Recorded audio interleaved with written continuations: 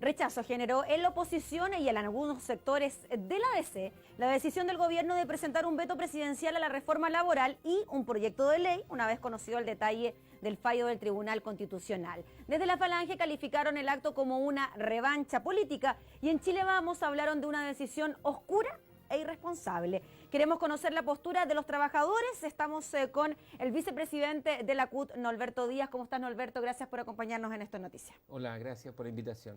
¿Qué te pareció la decisión que tomó finalmente el gobierno? Esto de presentar un veto, como lo había planteado en un primer momento la ministra Rincón, y al mismo tiempo anunciar el envío de un proyecto de ley para, de alguna manera, no sabemos cuál, tratar de reponer la titularidad sindical y la extensión de los beneficios. Bueno, mira, nosotros valoramos el veto presidencial, sin embargo creemos que es un veto insuficiente.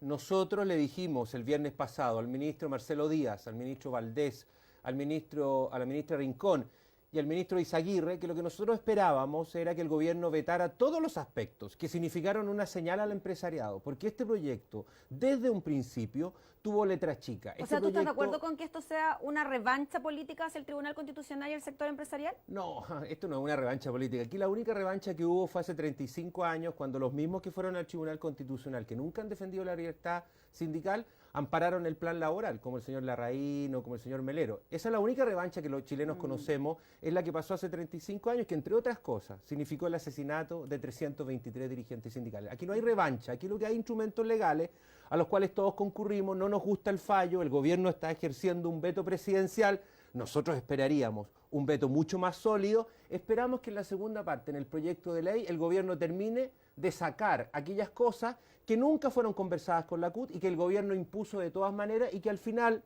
terminamos con un proyecto ridículo, porque este era un proyecto para reformar y para darle derecho a los trabajadores, y terminamos con un proyecto que le dio derecho a los empresarios. Norberto, el veto tiene dos aspectos. Uno que tiene que ver con la adaptabilidad laboral y el otro con el quórum para formar los sindicatos, principalmente pequeñas empresas con menos de 50 trabajadores. Solo esos dos aspectos, porque se dice que estos no tendrían relación con la titularidad sindical declarada inconstitucional, por lo tanto se podría remediar después en el proyecto de ley que se va a enviar después.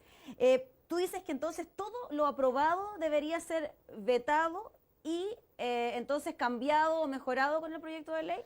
Te reitero, nosotros le dijimos al gobierno que pacto de adaptabilidad, que aumento de quórum para la constitución de los sindicatos cuando pueden negociar, que el aumento de quórum para los delegados, que el gobierno entre gallo y medianoche a oscura y a espalda del movimiento sindical incorporó, que las adecuaciones necesarias, que siempre tuvieron el rechazo no solo de la CUT, sino de todos los abogados laboralistas, son cosas que no valía la pena incorporar acá. Y los servicios mínimos obligatorios tampoco tienen ningún sentido. Miren, este proyecto ha tenido el rechazo de todos los abogados laboralistas de este país, porque era un proyecto modesto, moderado todavía. Aún siendo modesto y moderado, va al tribunal, es atacado por los que nunca han creído en la libertad sindical, y ahora nos encontramos con un proyecto que de no haber veto, tendrían los trabajadores retroceso. Entonces nosotros esperamos que el gobierno use todos los instrumentos que tiene a su alcance. Y eso es veto presidencial, pero además un proyecto de ley. Y ese proyecto de ley, ustedes nos tendrán que perdonar. Tenemos el derecho a exigirle a la nueva mayoría que ejerza su mayoría. Los que gobiernan tienen en este país mayoría en la Cámara de Diputados y mayoría en el Senado para hacer un mejor proyecto de reforma. Pero al parecer, laboral. Norberto, esa mayoría no se refleja en declaraciones como las de Ignacio Walker, que habló precisamente de esta revancha, dijo que no habla bien de cómo legislar, enviar un veto presidencial al Congreso, dice que también se reabre un debate complejo, que costó mucho poner de acuerdo a la nueva mayoría, que él en verdad no esperaba eso, palabras que se suman también, por ejemplo, a las del senador Andrés Saldívar, que también se manifestó en contra del veto, él hubiese preferido una ley corta. Miren, a mí me parece que la actuación de Ignacio Walker y la actuación de Andrés Saldívar los ubica fuera de la nueva mayoría. Ellos el último año han votado con la UDI, con la derecha y con los empresarios durante todo este tiempo. Escuchamos puro silencio, no escuchamos ni una sola palabra de Ignacio Walker para atacar al Tribunal Constitucional y condenar la pérdida de titularidad sindical. ¿Ellos o de están la en extensión. contra de la reforma laboral entonces? Yo ¿Propuesta creo que por su yo propio creo gobierno? que ellos han sacado las castañas con la mano del gato y si guardaron silencio cuando salió el fallo la semana pasada y abren la boca ahora para criticar a su propio gobierno, para ponerse al lado de los empresarios y para coincidir con Andrés Alamán y con Hernán Larraín. Yo creo que aquí los que están equivocados son el senador Andrés Saldívar y el senador Ignacio Walker, que han votado con la derecha en todas estas votaciones en el último tiempo. ¿Y esto también podría reflejar algún tipo de división al interior del gobierno, al interior del Ejecutivo, cuando primero teníamos a una ministra Rincón diciendo que sí iba a presentar el veto, después teníamos a ministros diciendo que no había seguridad, no había certeza, finalmente para no quedar mal con nadie, el gobierno decide implementar las dos iniciativas? Bueno, yo creo que, yo no sé cuál es el resultado final. Nosotros lo que queremos es que el resultado jurídico y final sea que los trabajadores hemos avanzado en derechos laborales y no hemos retrocedido. Hasta este minuto, con la actuación del gobierno y con el fallo del tribunal, hemos retrocedido. ¿Por qué? Porque durante 1 año y medio, durante 14 meses, la nueva mayoría se ha visto dividida. Entonces la nueva mayoría llegó prácticamente con 2 opiniones al tribunal. Entonces obviamente el tribunal iba a pasar sobre esta mayoría que estaba circunscrita. Ahora yo lamento, Ignacio Walker fue presidente del Partido Demócrata Cristiano hace 2 años. Hace 2 años se firmó el programa de gobierno. En el programa de gobierno estaba incorporada la extensión de beneficios y la titularidad sindical.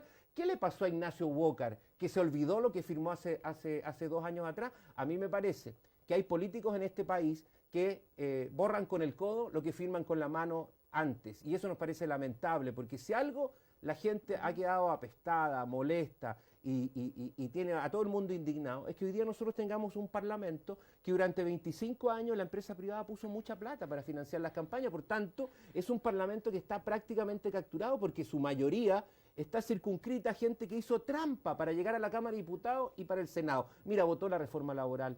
El senador Jaime Orpiz, que ha sido desaforado. Eso no puede ser. Y en caso de que se presente este proyecto de ley, hoy día ya en la tarde se dio a conocer el detalle del fallo, entendemos que va a ser analizado por el gobierno, sí, abogados laborales, etcétera. Si se presenta este proyecto de ley, ¿tú esperarías entonces un debate tan intenso como el de la reforma laboral que se puede extender por 1 año y medio prácticamente cuando termine el gobierno de la presidenta Michelle Bachelet y que de nuevo cueste un montón poner de acuerdo a la democracia cristiana con el planteamiento, por ejemplo, del Partido Comunista sobre la materia?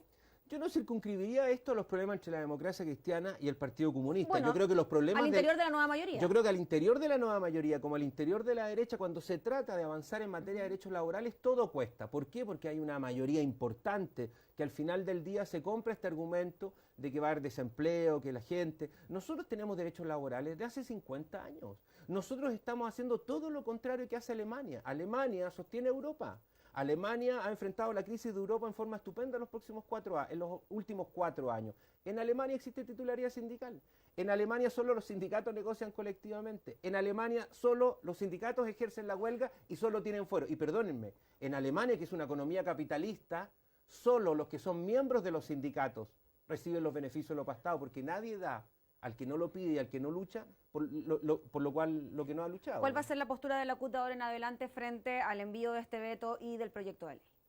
Bueno, nuestra postura es de exigencia, de pedirle al gobierno que ejerza todas las atribuciones. ¿Participarán en la tramitación en el Congreso? ¿Van a Nosotros participar? no vamos a dejar de ocupar ninguna instancia que permita recuperar derechos que fueron arrebatados hace 35 años. Por tanto, nosotros esperamos que el veto presidencial del gobierno esté acompañado de un proyecto de ley que incorpore y revise servicios mínimos, adecuaciones necesarias, quórum y todos los otros elementos que el movimiento sindical ha hecho. Y esperamos que el gobierno repare el daño que ha provocado el Tribunal Constitucional. Ahora, el gobierno, para repararlo, tiene que ordenarse y no puede ser que haya al interior del gobierno quienes quieren devolver derechos a los trabajadores y otros que casualmente siempre han trabajado para el empresariado y que ahora ejercen cargos de ministro, ahora tengamos un proyecto en donde al final no pongamos en discusión aquellas cosas que fueron una señal a los sectores más conservadores y que son instrumentos jurídicos que en el resto del mundo no existen. Es importante que la gente que nos escucha sepa que en el mundo no existen grupos negociadores, que en el mundo lo que usan los estados democráticos, los países que le ha ido bien, Alemania, Francia, Portugal, los Países Bajos,